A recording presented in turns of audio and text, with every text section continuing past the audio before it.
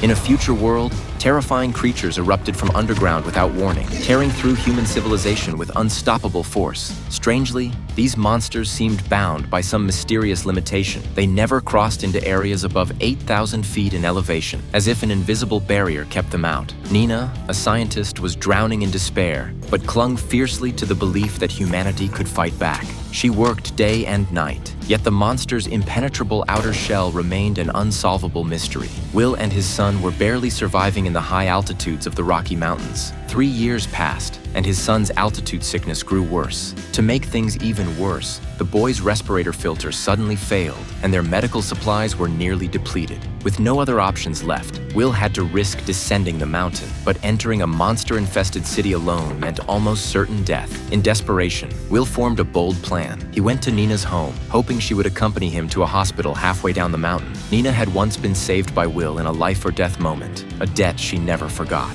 Ever since the monsters appeared, she had devoted herself entirely to studying their behavior, to the point of near-total mastery. Will knew that if they had any chance of success, Nina's expertise would be crucial. On top of that, he had access to a rarely known escape route, a mining tunnel that stretched all the way to an area near the hospital, giving them a glimmer of hope. At dawn the next day, Will left his son in the care of a kind-hearted woman and headed toward the ammunition depot. When he arrived, he unexpectedly found his close friend Katie already waiting. Katie had somehow heard about Will's plan and couldn't let him take that risk alone. Will insisted he had nothing left to lose. Better to die fighting than survive hopelessly in a doomed world. But instead of stopping him, Katie chose to go with him. Will felt a warm surge in his chest. He knew the journey was incredibly dangerous, but with Katie by his side, it felt a little less terrifying. Soon, the three of them climbed down the cliffs toward the lower mountain areas. They passed the remains of battles between the military and the creatures. Will worried there might still be monsters hiding in the pits, but Nina pulled out a compass and explained that the monsters emitted a strong biological magnetic field.